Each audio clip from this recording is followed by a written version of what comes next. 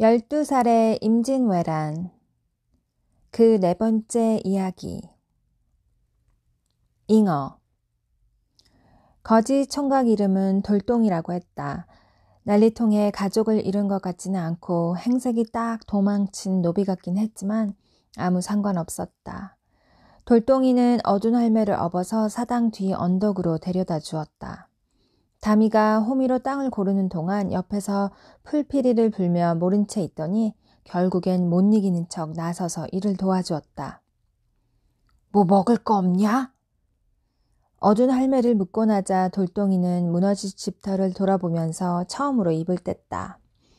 다미는 할매를 업어다 준 돌동이가 고마워서 뭐라도 주고 싶었지만 줄 것이 생각나지 않았다.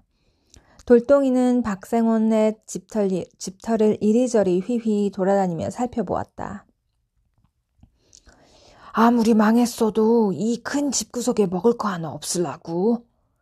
돌동이는 마치 이곳에서 살았던 사람처럼 익숙하게 쓸만한 것이 없나 살폈다. 너 이 집서 바느질 심부름 했다고 했지? 돌동이는 다미에게 무심하게 물었다. 겁을 주는 건지 어르는 건지 그냥 생각 없이 묻는 건지 도통 알 수가 없었다.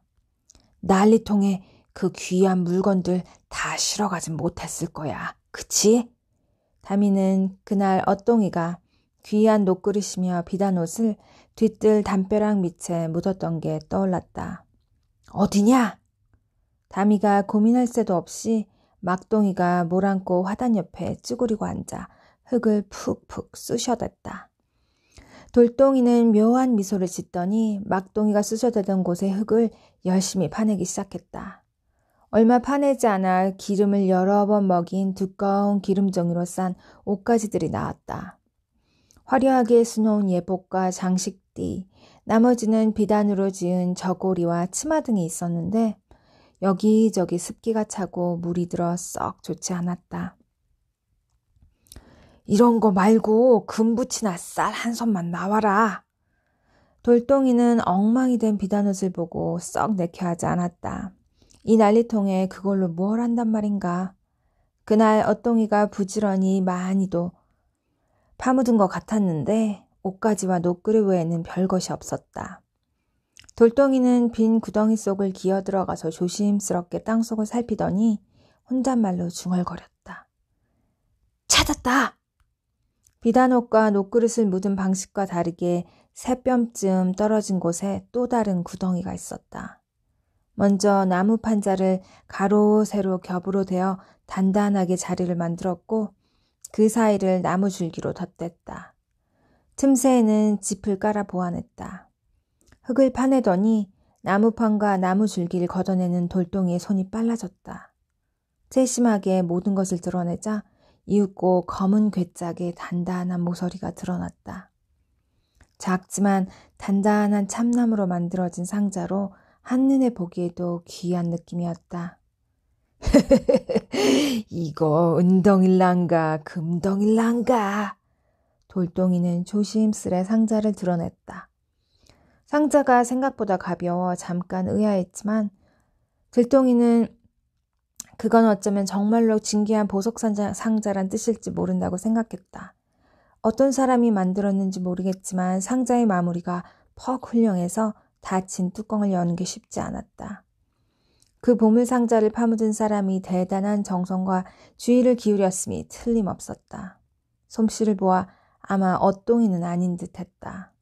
그 상자를 대하는 태도에서 가장 귀한 것을 파묻고 떠나야 하는 이의 비장함과 애통함이 느껴졌다. 정성과 주의를 기울여 층층이 마무리해 놓았던 탓에 상자에는 습기나 곰팡이 흔적이 전혀 없었다. 돌동이는 상자 뚜껑을 끈질기게 홈이 날을 대고 돌멩이를 두드려댔다. 얼마 지나지 않아 그 틈새를 찾아냈다. 결국 상자는 열렸다. 상자 안은 다시 비단이 여러 겹 덮여 있었다. 돌동이는 숨을 죽인 채 가만히 비단 뭉치를 들어 올렸다. 제기를 이게 뭐야? 돌동이는 욕지거리를 했다. 보물 상자에는 나무패 위에 작은 글씨가 빼곡히 쓰인 종이 쪼가리 뿐이었다. 박씨 가문의 조상을 모신 신쥐였다. 다미도 갑작스런 보물찾기의 끝에 나온 이 종이 쪼가리가 먹을 것도 아니고 금덩이도 아니라는 것에 실망했다. 그렇지만 돌덩이가 그 종이 쪼가리를 구덩이에 아무렇게나 던져버리자 어쩐지 죄를 짓는 기분이었다. 죽은 사람 이름 써놓고 저라면 뭘 하게. 돌덩이는 제가 한나절 내내 애쓴 생각이 났던지 계속 구덩이 쪽을 쳐다보며 욕지거리를 해댔다. 박생원댁 근처에 야트막한 산을 끼고 돌면 화를 당하지 않은 작은 집 한 채가 남아있다. 집은 소박했지만 살림살이에서 희미하게 부유함의 흔적이 남아있었다. 안에서 불빛이 새어나오고 있었고 빈소가 차려진 상갓집이었다. 향냄새가 나고 어렴풋이 흐느끼는 곡소리가 들렸다. 돌덩이는 다미와 막둥이에게 새소리를 내는 법을 가르쳐줬다. 두 손을 모아 쥐고 입에 갖다 대고 불면 진짜 산새가 날아와 지저귀는 소리가 났다. 신기했다. 삐꾹 삐꾹 삐꾹. 혹시 누군가 깨서 기척이 나거든 알지? 내가 가르쳐준 새소리 내라고. 대체 돌덩이는 무엇을 하려는 걸까? 돌덩이는 다시 한번 한참 두리번거리더니 아이들에게 망을 잘 보라고 또 한 번 주의를 준 후 얼굴을 가렸다.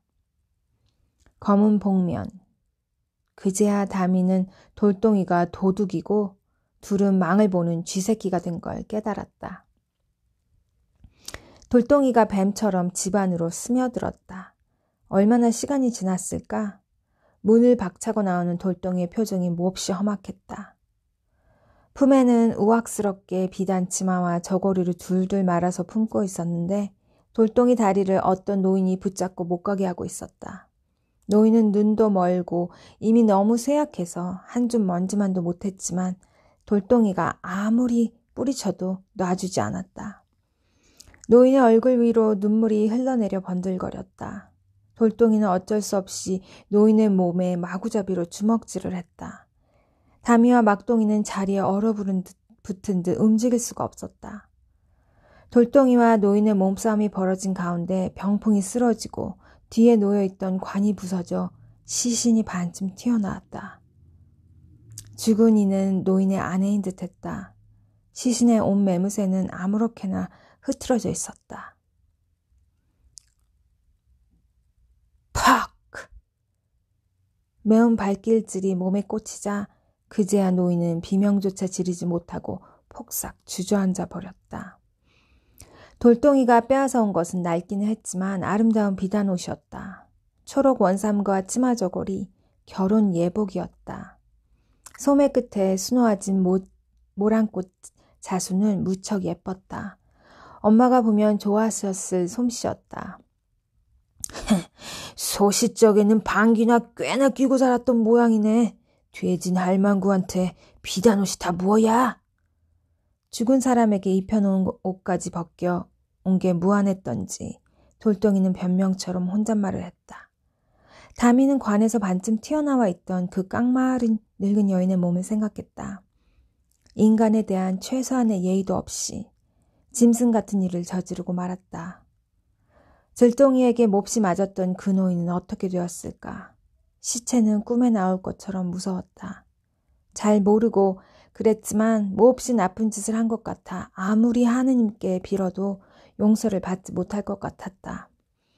다미의 머리를 떠나지 않는 생각은 한때 저렇게 아름다운 예복을 입은 신부였던 누군가가 이제는 차갑고 어두운 관 속에 누운 늙은 할망구가 되어버렸다는 사실이었다. 첨벙! 돌덩이는 어디선가 넓적한 돌덩이를 들고 와 박생원댁 연못 속으로 던졌다. 얼핏 보니 평범한 돌이 아니다. 이 집에 기둥을 받쳐주던 주춧돌 중 하나였지만 이젠 아무도 뭐라 할 사람이 없었다. 난리 전에는 아름다운 잉어와 연꽃이 가득하던 연못이었다. 빗방울이 떨어질 때면 연못 위에 끝없이 퍼지던 동그란 물결 무늬가 떠올랐다. 우와! 저것 보소! 돌덩이가 바위 틈을 가리키며 환호성을 내질렀다. 난리와 무더위로 물고기도 씨가 말라버린 줄 알았는데 놀란 잉어 몇 마리가 바위 틈에서 쏜살같이 헤엄쳐 나왔다. 우아한 은빛 지느러미에 황금빛 비늘이 반짝였다. 돌덩이는 어디선가 긴 장대를 찾아와 미친 듯이 연못 속을 헤집었다. 다미와 막둥이에게는 바구니를 들고 너럭바위를 빙 둘러 지키게 했다. 마침 며칠간 이어지던 더위로 연못이 말라있어 물이 돌덩이의 무릎밖까지 오지 않았다.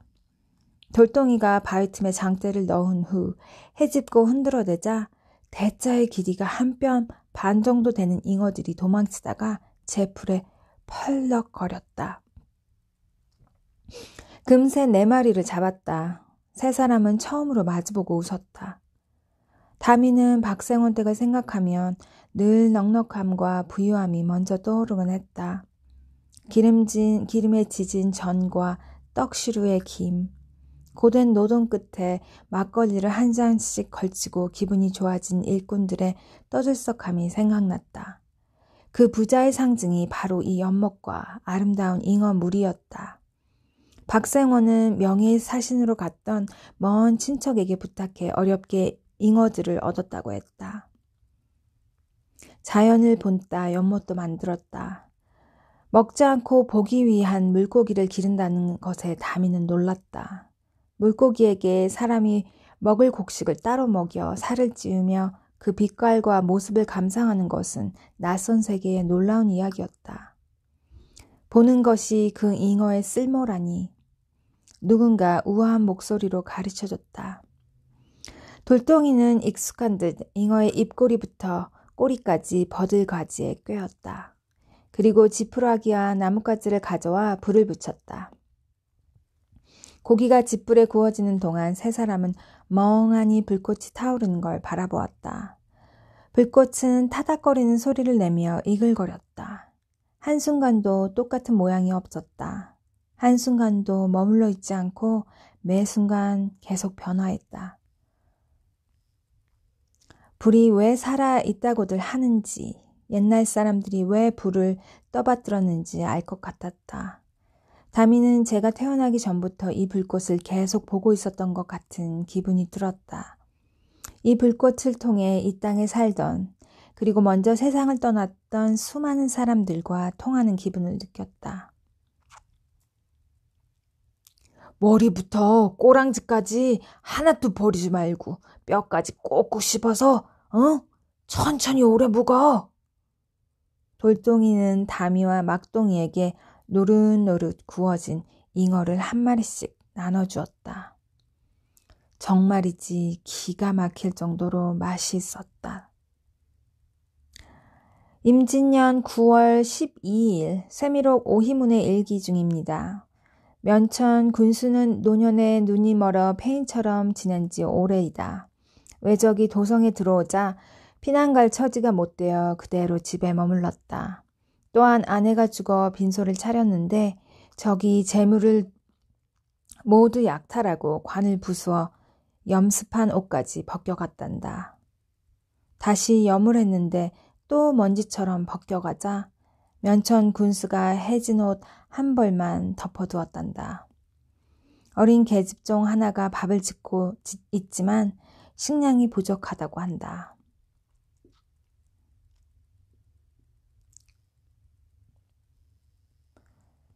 보리. 돌덩이는 늙은 어머니가 어쩌면 임천 땅에 살아있을지도 모른다고 했다. 살아있다면 하염없이 아들만 기다리고 있을 텐데 돌덩이는 서두를 생각이 없어 보였다. 아마 빈털털이라고 고향 가기를 주저하는 것 같았다. 그러면서도 여름 거지 전에 보리라도 한 선 마련해서 기필코 집으로 돌아가겠다고 입버릇처럼 말했다. 돌덩이는 딱히 막둥이와 다미를 귀찮아하지 않았으나 그렇다고 거둘 생각도 없어 보였다. 오갈 곳도 먹고 살 방법도 모르는 다미와 막둥이를 못 본 척하지 않은 것은 기특하지만 마치 주인 잃은 똥개가 저를 쫓아오는 걸 내버려 두듯 그렇게 관심이 없이 대했다. 혹시 누가 오는지 잘 보고 있으란 말이야. 돌덩이는 아이들에게 망을 보게 하고 남의 집 부엌에 들어가 먹을 것을 훔쳤다. 심할 경우엔 인기척이 없으면 방에까지 들어가 감 나가는 물건이 없나 뒤졌다. 형편이 나은 집을 노리면 식은 밥 말고도 말린 고기며 귀한 과일까지도 구할 수 있었지만 그런 곳에는 반드시 튼튼한 사내종이나 사나운 식모가 지키고 있었다. 그날 밤도 한 집을 노렸다. 겉보기엔 여느 집과 다름이 없었지만 그 집은 부자 양반네가 임시 피난처로 삼은 곳이 분명했다. 살림이며 분위기가 엄격하게 정돈돼 있었다.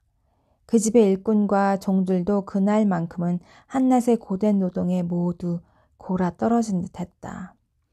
다미가 무릎걸음으로 기어가 부엌에서 보리가 가득 든 자루 하나를 무사히 훔쳐냈다. 막 거둔 보리쌀이 어찌나 무거운지 겨우 들 수 있었다. 난리 이후로 그렇게 많은 양의 곡식은 처음 보았다. 아마 여름거지 한 햇보리 같았다. 그것도 자루째 무사히 들고 나오다니 운수 좋은 날이었다.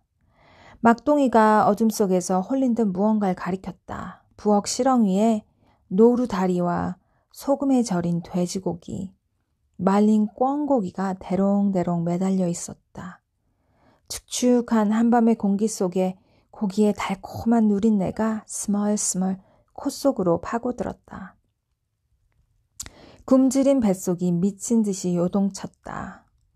입안 가득 침이 샘솟아 땅바닥으로 방울방울 떨어졌다. 먹고 싶다. 먹고 싶다. 너무 먹고 싶어. 셋은 어둠 속에서 몸을 떨었다. 그때 다미의 마음속에서 어떤 외침이 솟아나더니 귓가에 울려 퍼졌다. 이 알 수 없는 예감은 너무 확고해서 정말 누군가 귀에 대고 속삭이는 것 같았다. 생각이 말로 변해 들리는 경험이었다. 보리쌀만 가져가. 고기는 안 돼. 다미는 몸을 떨었다. 그냥 가야 한다. 돌덩이는 주저없이 번개처럼 손을 뻗어 묶인 새끼줄을 풀었다. 서둘러야 돼. 조금만 더. 그 순간 귀를 찢는 날카로운 괴성과 함께 시커먼 저승사자가 벼락처럼 돌덩이를 덮쳤다. 으아! 돌덩이는 땅바닥에 나뒹굴면서도 본능적으로 비명을 삼켰다. 깜짝 놀란 다미도 막둥이의 입을 힘껏 틀어막았다. 돌덩이는 시커먼 그것과 함께 바닥에 나뒹굴었다. 누구냐? 행랑방에 누군가가 잠에서 깨어 소리쳤다. 셋은 그 길로 꽁지 빠지게 달아났다. 시렁 위에 웅크리고 있던 어둠 속 저승사자의 정체는 다름 아닌 검둥 고양이였다. 처음부터 모든 것을 알고 있던 그놈은 꽤 오래전부터 시렁에 웅크리고 있었다. 시렁 위의 그 길목이 바로 최진사 댁의 귀한 재산과 식량을 축내는 하찮은 미물들, 더럽고 천하기 짝이 없는 생쥐들의 주된 통로였기 때문이었다. 아무리 으름장을 놓고 혼내고 겁주어도 그놈들은 결코 물러서지 않았다. 보이는 족족 잡아 죽이고 본보기로 머리만 남기고 놓아두기까지 하는데도 생쥐들은 마치 봄에 보리싹이 절로 자라듯 자고 나면 매일 밤 때로 불어났다. 이 시렁 위의 저승사자는 해가 떠 있는 낮에는 그늘에서 잠을 자며 체력을 아껴두었다. 마침내 해가 지고 어둠이 내리자 그때부터 그날 밤에 예정된 학살을 준비했다. 공들여 발톱을 갈고 수염을 곧지 세운 채 조용히 기다렸다. 그런 이유로 이 시렁 위의 저승사자는 때로 몰려드는 생쥐들 대신 서툴고 우습고 초라하기 짝이 없는 새 도둑, 덩치만 커다란 인간 쥐 셋과 마주하게 된 것이었다. 돌덩이 얼굴은 온통 발톱에 핥힌 자국으로 피투성이가 되었다. 검둥 고양이는 돌덩이 얼굴을 완전히 찢어 놓았다. 입술이 찢어져 피까지 철철 흘렸다. 돌덩이는 버드나무 아래서 서럽게 꺽꺽 울었다. 다미도 평소에 느긋하기만 하던 돌덩이가 그렇게 우는 건 처음 봤다. 아파서일까? 배고파서일까? 분해서였을까? 아이고, 어머니. 돌덩이는 가슴을 쥐어뜯으며 울었다. 눈물과 핏물이 범벅이 되어 일그러진 사내의 얼굴은 무섭다기보다는 괴상했다. 이제 곧 집으로 돌아갈 수 있다는 어떤 희망, 처음으로 손으로 만져보고 무게로 느껴봤던 보리쌀 한 자루. 가족들 모두 배불리 먹으며 행복할 수 있었던 미래. 아이고, 내 보리쌀. 미처 챙겨오지 못한 보리쌀 한 자루는 그대로 최진사댁 부엌 바닥에 나뒹굴고 있었다. 여기저기 굶어 죽은 시체들이 너무 흔했다. 더 이상 구걸하는 무리들은 없었고 이젠 묻어줄 사람도 없어서 시체들은 그저 먼지와 바람 속에 버려졌다. 인간에 대한 예의나 죽은 자를 위한 최소한의 장례 같은 건 사치가 된 지 오래였다. 얼마 전까지 산에서 내려온 들깨나 멧돼지들이 사람 시체를 파먹는 모습을 흔히 볼 수 있었으나 이젠 그마저도 사라졌다. 남은 동물들은 모두 잡아먹혔기 때문이다. 일가족처럼 보이는 시체들도 있었다. 이미 숨이 끊어진 부모 옆에서 하염없이 울고 있는 어린아이는 사는 것이 고통이라는 것을 일깨워 주었다. 아이가 제 부모보다 더 오래 살아남은 건 부모가 제 먹을 것을 자식에게 먼저 양보했기 때문일 거다. 그것은 고통만 가득한 이 세상에서 가장 위대한 사랑이었다. 그러나 부모가 먼저 쓰러져 죽고 나면 순수한 애정은 독이 되었다. 아이가 더 오래 살아남아 고통을 겪다 죽기 때문이다.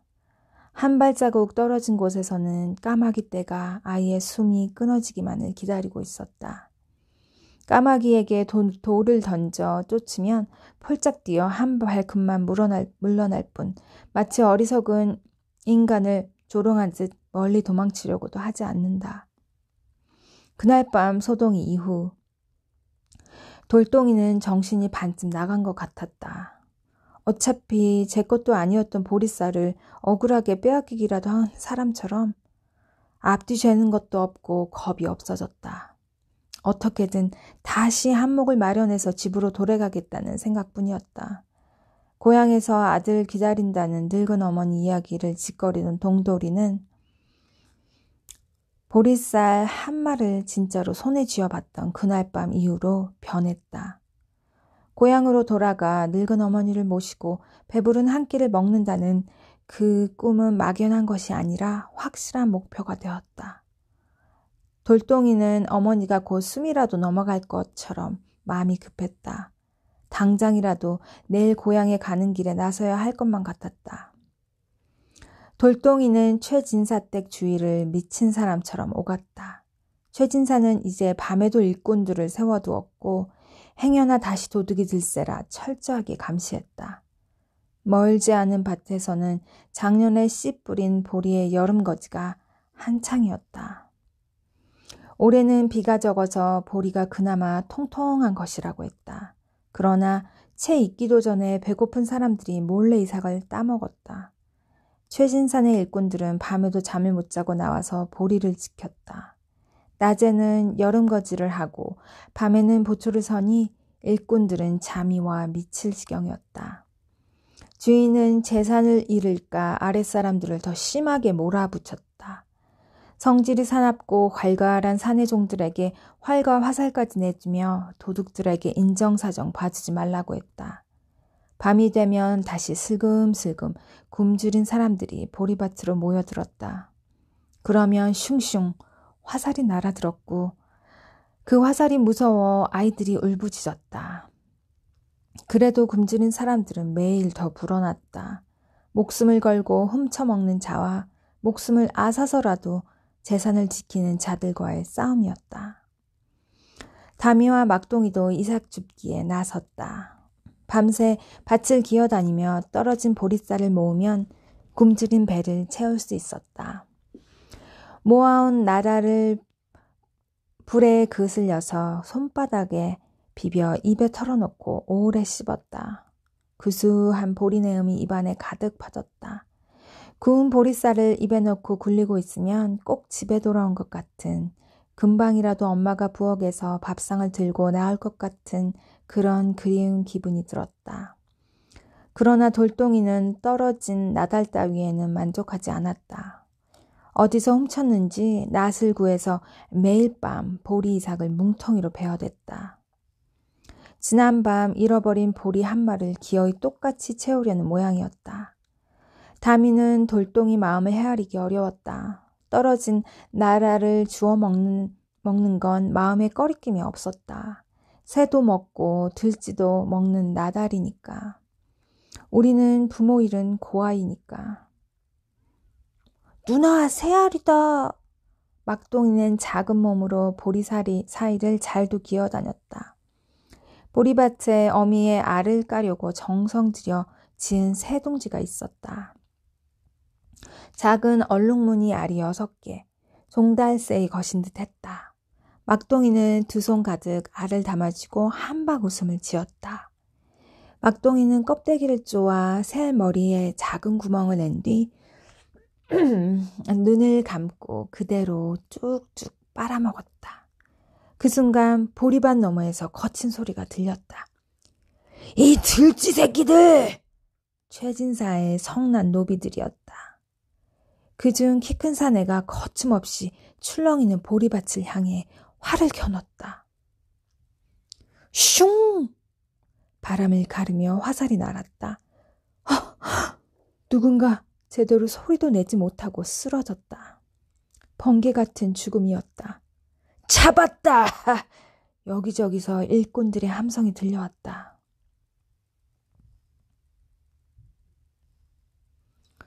돌덩이는 한 소재 낫을 쥐고 한 소재는 보리 이삭을 한 줌 쥐고 쓰러져 죽어 있었다.